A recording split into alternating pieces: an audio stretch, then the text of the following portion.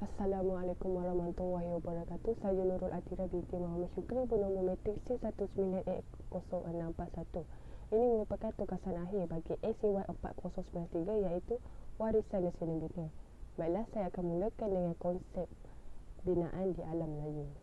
Konsep binaan di alam Melayu ialah asas pemikiran seni bina warisan alam Melayu dalam pembangunan seni bina masa kini yang bergagasan identiti seni bina kebahasaan.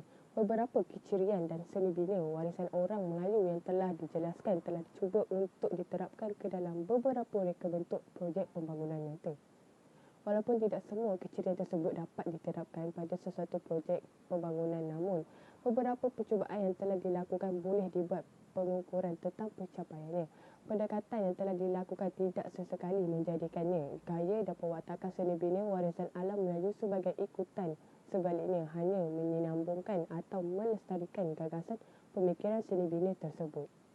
Mengapakah seni bina Melayu masih bertahan sehingga ke hari ini? Warisan seni bina rumah tradisional Melayu melambangkan ketinggian kearifan tempatan di alam Melayu. Seni bina Melayu merupakan cabang daripada bidang seni yang memerlukan kemahiran tinggi. Daya kreativiti dan kerajinan luar biasa di samping daya pengamatan yang tajam dan terperinci.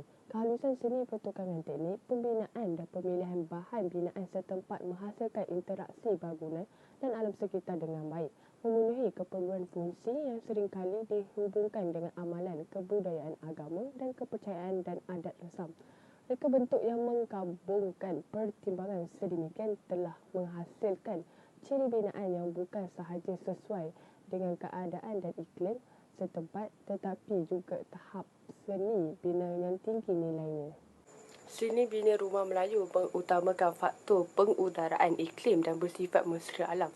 Rumah Melayu tradisional mempunyai elemen reka bentuk terhadap cahaya matahari yang pasif, satu reka bentuk domestik yang unggul terhadap iklim panas lembap yang mempunyai peneduh yang cukup, bukaan yang banyak untuk aliran udara, keluar masuk, susun atur dalaman terbuka, bertiang, ketinggian siling tinggi dan penggunaan bahan binaan ringan yang tidak memendapkan haba.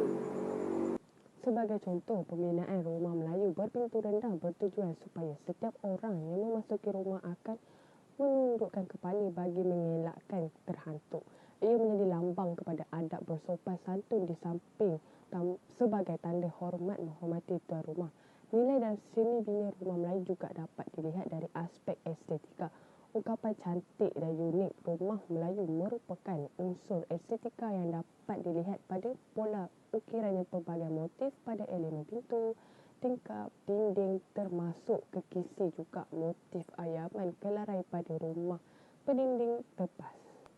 Adakah komuniiti setempat memegang peranan penting dalam mengekalkan bangunan warisan? Pelibatan komuniti setempat berpotensi merealisasikan objektif kerajaan untuk melindungi produk warisan. Selain itu, pelibatan komuniti setempat dalam pemeliharaan dan pemeliharaan produk warisan termasuk bangunan bersejarah dapat dilaksanakan secara komprehensif melalui pendekatan atas bawah up-bottom approach dan bawah atas bottom-up approach. Dari sudut lain pula, komuniti setempat adalah entiti penting untuk dilibatkan dalam projek pemeliharaan dan pemeliharaan sesebuah kawasan bersejarah bagi kesan jangka masa panjang. Rasa kepemilikan atau perasaan sepunya perlu ada dalam kalangan komuniti yang berkongsi kepentingan yang sama bagi menjamin kelangsungan dan kesejahteraan mereka. Pemahaman komprehensif terhadap persekitaran warisan dalam kalangan komuniti setempat akan mendorong ahli komuniti menghargai produk-produk warisan yang terdapat di persekitaran. Seterusnya, pelibatan komuniti setempat didapati memainkan peranan penting dalam proses pemeliharaan bangunan bersejarah di kawasan mereka. Di samping itu, pelibatan komuniti setempat adalah tindakan kesukarelaan ahli dalam komuniti yang saling bekerjasama dan bertanggungjawab dalam mempertahankan nilai-nilai kemasyarakatan. Pelibatan komuniti setempat dalam pengekalan warisan di kawasan mereka bergantung kepada dasar yang ditetapkan pihak berwajib dan juga merujuk dan peka dengan penerimaan komuniti setempat. Hal ini kerana pelibatan mereka ini pada akhirnya akan menentukan proses sosial mereka pada masa hadapan selain memenuhi kehendak komuniti. Sejauh manakah bangunan warisan menyumbang kepada pembentukan identiti? Sesetengah bangunan warisan bersejarah tidak ditransformasikan dan diubah suai sepenuhnya. Hal ini kerana Bangunan bersejarah ini mempunyai keunikan yang perlu dikekalkan. Bangunan bersejarah ini mempunyai keistimewaan dari segi gaya seni bina. Sebuah atau sekumpulan bangunan yang mempunyai nilai seni bina dan sejarah dapat menyumbangkan bukti-bukti masa silam secara visual. Faktor ini akan membentuk identiti dan imej sesebuah bandar. Bangunan lama dibina khususnya untuk kepentingan sebuah bandar. Ia memberikan bandar tersebut ciri-ciri fizikal yang membezakannya daripada bandar-bandar lain. Contohnya, Bandar Melaka yang mempunyai bangunan peninggalan penjajah Portugis dan Belanda dan Bandar Georgetown yang mempunyai bangunan peninggalan penjajah British. Selain daripada bangunan dan kawasan bersejarah, kebudayaan masyarakat setempat yang mempunyai nilai-nilai tradisi perlu diberi perhatian yang serius dalam proses pemeliharaan bandar.